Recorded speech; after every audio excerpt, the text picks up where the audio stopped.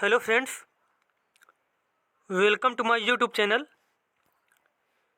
आज हम लोग जो हमारा चैप्टर था हिंदी पेडागॉजी में भाषा अधिगम एवं अर्जन, उसके हम लोगों ने 140 क्वेश्चन कंप्लीट कर लिए थे और आज हम लोग 141 क्वेश्चन नंबर से पढ़ेंगे। और अगर आपको वीडियो अच्छा लगे तो चैनल को सब्सक्राइब करें, वीडियो को लाइक करें, कमेंट करें। और संपूर्ण पेडागॉजी की प्लेलिस्ट आपको हमारे चैनल में मिल जाएगी, जो लोग नए हैं जाकर देख सकते हैं। चलिए देखते हैं हम लोग यहाँ पे हमारा जो क्वेश्चन है। अब यहाँ पे क्वेश्चन में पूछा गया है, निम्नलिखित में से कौन सा एक भाषा अधिगम के संबंध में सही है। यहाँ पे बताना कि भाषा अधिगम के संबंध में कौन सा कथन यहाँ पे सही दिया गया है। तो यहाँ पे जो हमारा बी ऑप्शन है, भाषा अधिगम की गति मुद्रित एवं लिखित समृद्ध परिवेश में बढ़ जाती है। तो यहाँ पे बी ऑप्शन बिल्कुल सही दिया गया है कि जो भाषा अधिगम की गति, अधिगम का मतलब क्या होता है? अधिगम का मतलब होता है सीखना, ये भी आपको याद रखना है। तो यहाँ पे भाषा सीखने की जो गति है मुद्रित एवं लिखित समृद्ध परिवेश में क्या होता है? बढ़ जाती है। तो इसके अनुसार हमारा बी ऑप्शन बिल्कुल सही हो जाएगा। अब देखो इसी क्वेश्चन में कुछ इसकी व्याख्या की गई है, जैसे कि भाषा सीखना यह अधिगम एक व्यापक सतत एवं जीवन पर्यंत चलने वाली महत्वपूर्ण प्रक्रिया है। अब देखो यहाँ पे अगर पूछ लिया जाए कि भाषा सीखना जो है कब से कब तक सीखी जाती है, तो बताएंगे हम लोग कि क्या जीवन पर्यंत संपूर्ण जीवन चलने वाली प्रक्रिया है। मनुष्य जन्म के उपरांत ही सीखना प्रारंभ कर देता है और जीवन भर सीखता है और धीरे धीरे अपने वातावरण से समायोजन करने का प्रयत्न करता है। नए ज्ञान को अर्जित करना, विभिन्न प्रकार के एकत्रित ज्ञान, व्यवहार, कौशलों, मूल्यों तथा बोध को संश्लेषित करना ही अधिगम है। उसके बाद नेक्स्ट क्वेश्चन हमारा है 142 नंबर। अचानक से शब्दों को सीखना तब घटित होता है जब बच्चे के माध्यम से शब्द संपदा सीखते हैं। अब यहाँ पे पूछा गया आपसे कि जो है बच्चे अचानक से शब्दों को कैसे सीखते हैं। तो यहाँ पे हमारा जो ए ऑप्शन है, पुस्तक के सस्वर वाचन के माध्यम से। अचानक से जो बच्चे शब्द सीखते हैं वो कैसे सीखते हैं? पुस्तक के सस्वर वाचन के माध्यम से जब शब्द संपदा सीखते हैं तो बच्चे क्या हो जाते हैं? बच्चे क्या करते हैं? अचानक से शब्दों को सीखने लगते हैं।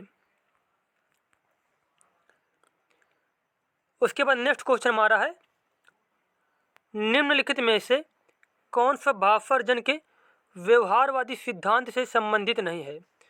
तो यहाँ पर जो सामाजिक अंतःक्रिया है यह व्यवहारवादी सिद्धांत से नहीं संबंधित है, जबकि सक्रिय अनुकूलन, प्रयास तथा त्रुटि और खाली बर्तन, ये जो तीनों ऑप्शन दिए गए हैं ये किससे संबंधित है?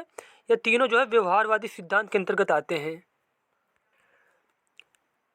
अब देखो जो इस क्वेश्चन में व्याख्या की गई है उसको हम लोग देखते हैं, जैसे कि व्यवहारवादी सिद्धांत होता क्या है। तो यहाँ पे सबसे पहले हम लोग जानते हैं व्यवहारवादी सिद्धांत के बारे में, जैसे कि भाषा अर्जन का व्यवहारवादी सिद्धांत यह मानता है कि मानव शिशु अपने परिवेश में होने वाले व्यवहार से ही अपनी मातृभाषा का अर्जन करता है। मनोविज्ञान में व्यवहारवाद का जनक जॉन बी वाटसन को माना जाता है। उन्होंने कहा कि ज्ञान प्राप्ति का एकमात्र उपकरण वास्तविक व्यवहार या फिर स्थूल संसार है। उन्होंने मस्तिष्क और चेतना जैसी चीज़ों को एक धार्मिक अंधविश्वास मात्र माना है। अब देखो यहाँ से कितने क्वेश्चन बनेंगे। सबसे इंपॉर्टेंट क्वेश्चन तो ये बनेगा कि व्यवहारवाद का जनक किसे कहा जाता है, तो जॉन बी वाटसन को कहेंगे।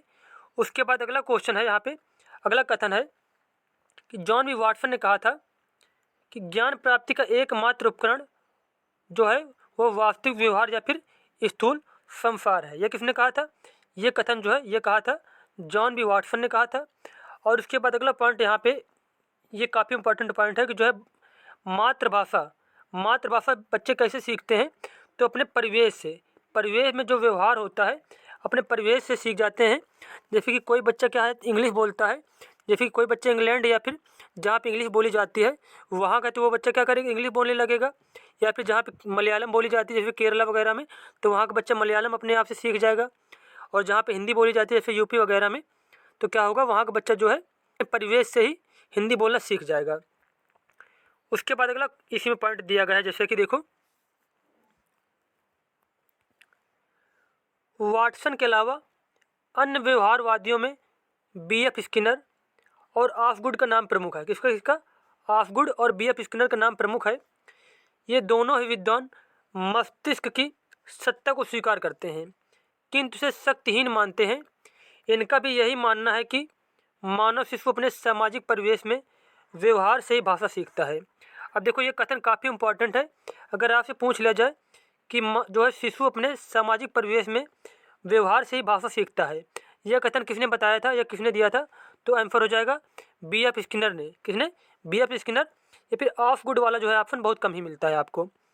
बी एफ स्किनर का व्यवहारवाद के क्षेत्र में विशेष रूप से उल्लेख किया जाता है। तो यहाँ पे जितने भी इंपॉर्टेंट पॉइंट दिए गए यहाँ पे वो कंप्लीट हो गए। देखते हैं अगला क्वेश्चन हम लोग। अगला क्वेश्चन यहाँ पे है, भाषा एक सामाजिक संकल्पना है। इसमें यह विचार सम्मिलित है कि भाषा एक सामाजिक संकल्पना है। इसमें से कौन सा विचार सम्मिलित है? तो इसका आंसर हो जाएगा कि जो भाषा होती है सामाजिक अंतःक्रिया के द्वारा अर्जित की जाती है। कैसे अर्जित की जाती है? सामाजिक अंतःक्रिया के द्वारा अर्जित की जाती है। अब देखो यहाँ पे कुछ इंपॉर्टेंट फैक्ट बताए गए हैं, जैसे कि वाइगोत्स्की के अनुसार बच्चे सामाजिक अंतःक्रिया से भाषा सीखते हैं। अब देखो यहाँ पे क्वेश्चन कैसे पूछे जाते हैं। यहाँ पे कथन दे दिया जाएगा कि बच्चे जो होते हैं सामाजिक अंतःक्रिया से भाषा सीखते हैं। यह किसने कहा था? तो कहें बताएंगे आंसर जो है वाइगोत्स्की ने।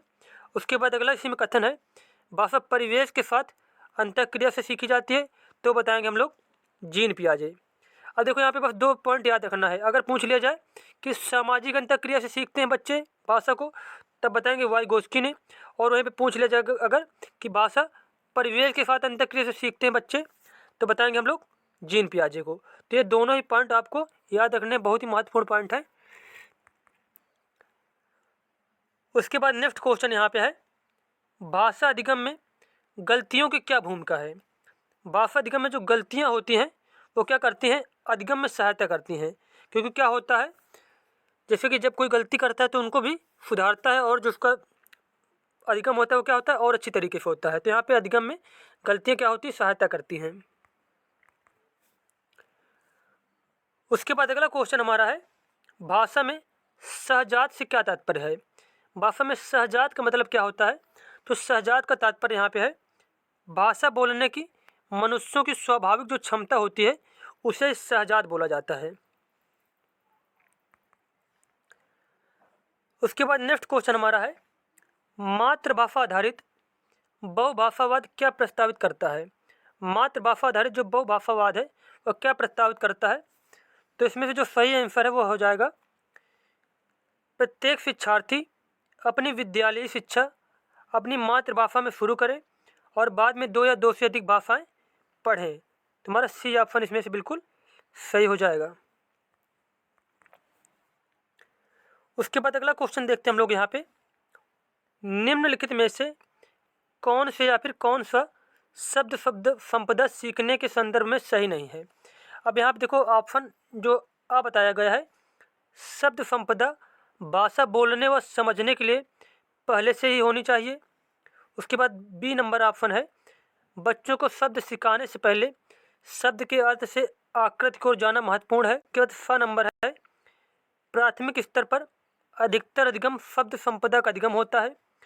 और द नंबर यहाँ पे है, शब्द संपदा सीखने के लिए व्याकरण महत्वपूर्ण है।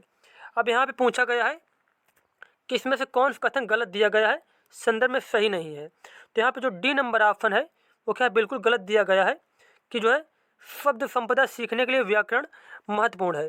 जैसे कि कोई छोटा बच्चा होता है तो क्या करता है, वो अपने परिवेश से ही जो उसकी मातृभाषा होती है उसको सीख जाता है, कोई व्याकरण नहीं सीखता, और सारे जो है वाक्य क्या करता है, खुद से बोलने लगता है। तो यहाँ पे डी ऑप्शन बिल्कुल गलत दिया गया है। तो इसके अनुसार हमारा जैसे यहाँ पे डी नंबर सही हो जाएगा कि द जो है द ऑप्शन वाला सही नहीं है। उसके बाद आ बा और इस सा वाला ऑप्शन बिल्कुल ही सही दिए गए हैं। उसके बाद नेक्स्ट क्वेश्चन हमारा है, निम्नलिखित में से कौन सा कथन भाषाई खेलों के प्रयोग के संबंध में सही नहीं है? क्या भाषा के आधारित जैसे कोई खेल खिलाया जा रहा है तो उसके बारे में बताना कि यहाँ पे कौन सा कथन गलत दिया गया है। जैसे कि पहला ऑप्शन है, इनका प्रयोग पहले पढ़ाई गई भाषा की पुनरावृत्ति के लिए किया जा सकता है। खेल ऊर्जात्मक गतिविधि वार्म अप के लिए इस्तेमाल किया जा सकता है। खेल विद्यार्थियों को अधिगम के उद्देश्य से भटकाते हैं। खेल और अधिगम उद्देश्यों के मध्य संबंधितता स्थापित करना चुनौतीपूर्ण है। तो यहाँ पे पूछा गया कि कौन सा कथन यहाँ पे गलत दिया गया है। तो यहाँ पे जो सी ऑप्शन है कि खेल विद्यार्थियों को अधिगम के उद्देश्य से भटकाते हैं, तो ये बिल्कुल ही गलत दिया गया है। और ये ए, बी और सी ऑप्शन बिल्कुल ही सही है यहाँ पे। तो पूछा कि इसमें नहीं है, तो यहाँ पे सी वाला ऑप्शन नहीं है, तो इसके अनुसार तो सी ऑप्शन वह सही हो जाएगा कि खेल विद्यार्थी को अधिगम के उद्देश्य से भटकाते हैं, ये बिल्कुल क्या है, गलत है। उसके बाद अगला क्वेश्चन है, स्टीफन क्रेसन के अनुसार यदि शिक्षार्थी आय अवस्था में है तब बाफर्जन उस स्थिति में होगा जब शिक्षार्थी को दिया जाएगा जो आई प्लस यल स्तर से संबंधित हो। तो यहाँ पे पूछा गया है कि यहाँ पे कौन सा निवेश दिया जाए जिससे कि जो आई प्लस यल स्तर से संबंधित हो। तो यहाँ पे करेक्ट आंसर हो जाएगा कि जो है तो यहाँ पे जो बिल्कुल करेक्ट आंसर हो जाएगा वो हो जाएगा बोधगम्य निवेश दिया जाए। क्या बाफर्जन उस स्थिति में होगा जब शिक्षार्थी को बोधगम्य निवेश दिया जाए जो आई प्लस यल स्तर से संबंधित हो। और यहाँ पे आपको एक इम्पॉर्टेंट पॉइंट याद रखना है कि जो है भाषा द्वितीय भाषा अधिग्रहण का सिद्धांत, ये किसने दिया था, ये दिया था स्टीफन क्रेसन ने। किसने, स्टीफन क्रेसन ने दिया था।